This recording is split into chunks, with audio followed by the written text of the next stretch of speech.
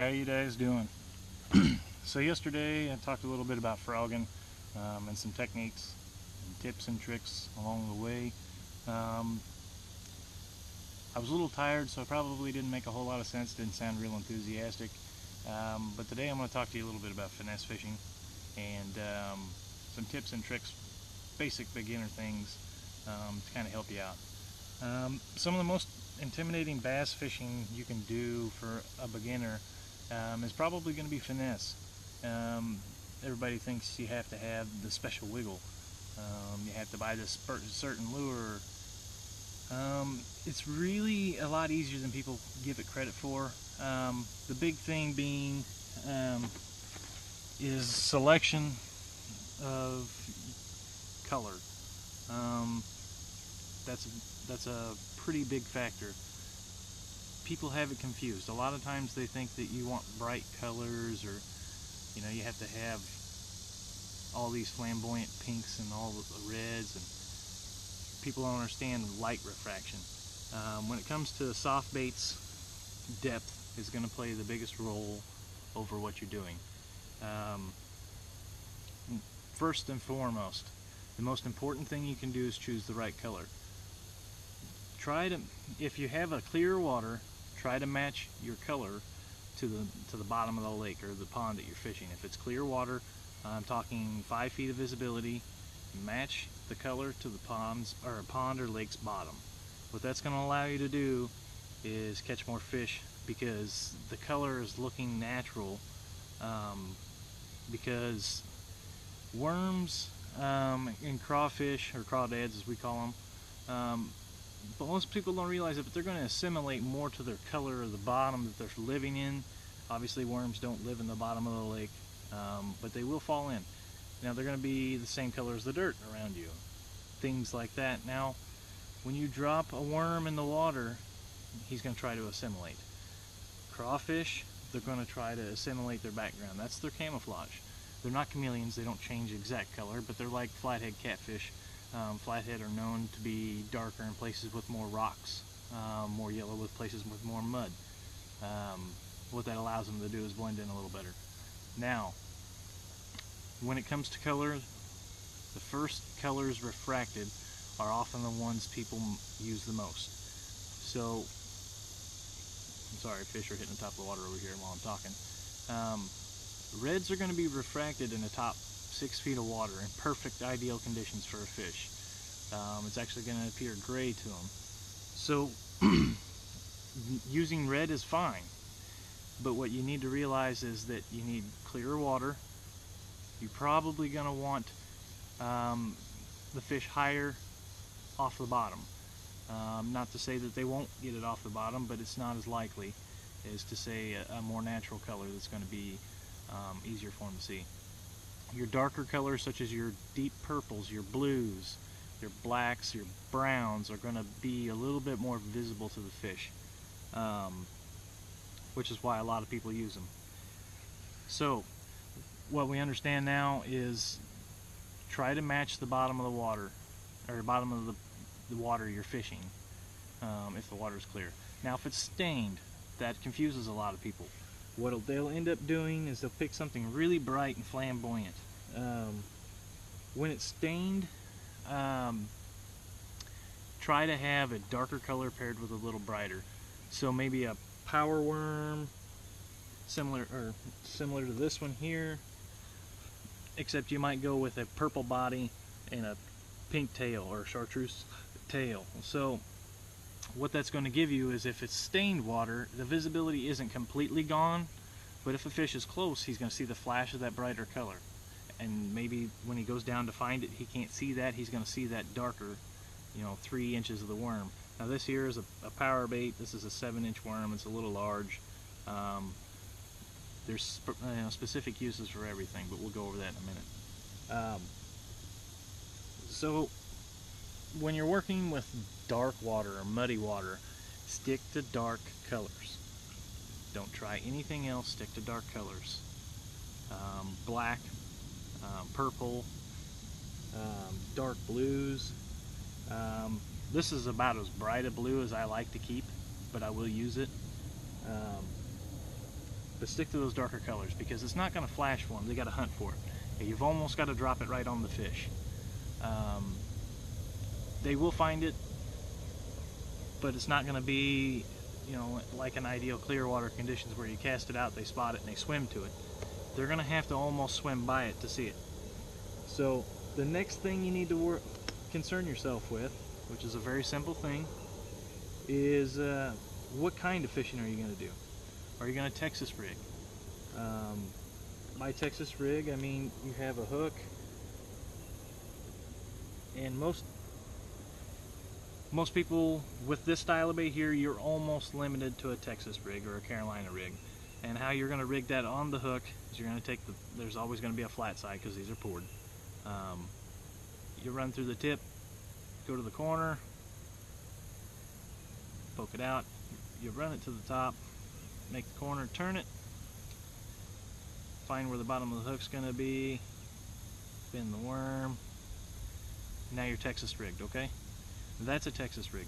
Now, what you're going to do with that, you can throw this weightless or with weight.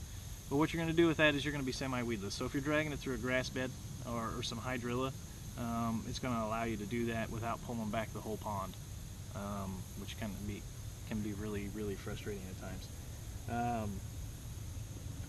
If you're going to fish Texas rig, you're going to most of the time go weighted unless you're using a Senko, which I really don't like using Senkos for Texas rig because the salt quality or quantity in them doesn't make them so durable. You might get 2 or 3 fish out of one. So what I like to do with a Texas rig is I stick purely to ribbon tails, if at all possible. And yes, size does matter. Style of tail matters. Now, over style of tail, this is what's called a paddle tail or a half tail. Okay, some people call them cut tails. What this will do is when it's in a water like this, it's really going to make the worm dance. Now this is a smaller profile worm, which sometimes is the ticket in clear water. You'll notice the reason why I have it is in natural colors, because clear water, size of the lure is going to make a little bit of difference too. So there's also wacky rigging. Wacky rig's a great thing. I love to wacky rig everything. I've done it a lot. So what you're going to run into with a wacky rig, now what I do with that hook, that's great.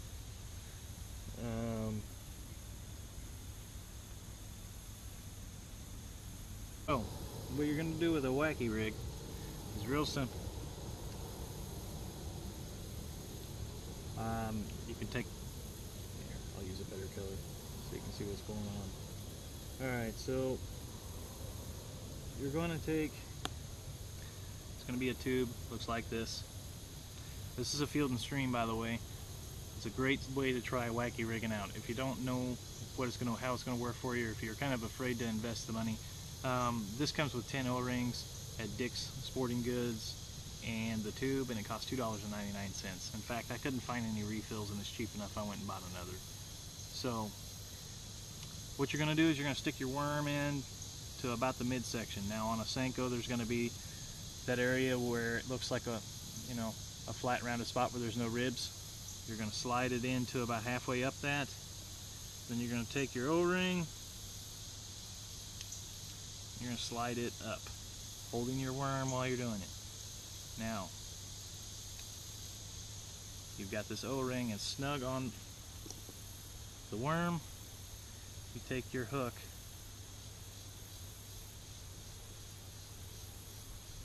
slide up underneath. Now you will skim it sometimes, but what this is going to allow is more action on the bait without you working harder.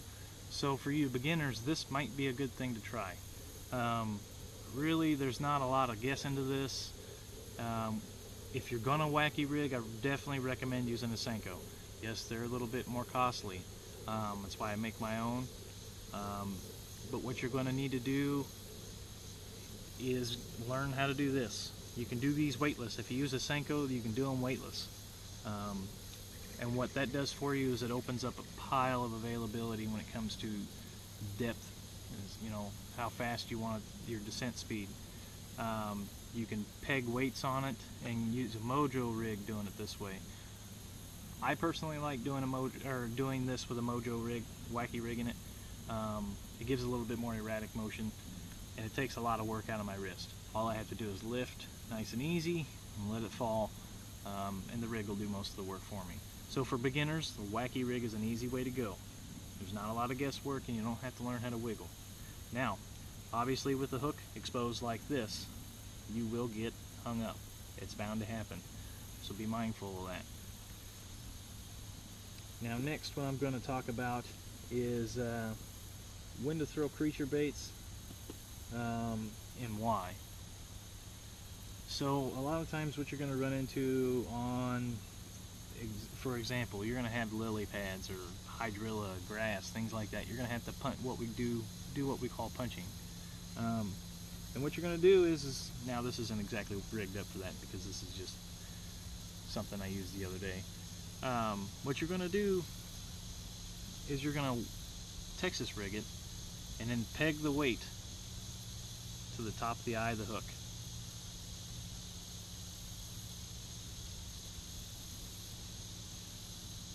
So when you do that, the weight will push through the cover.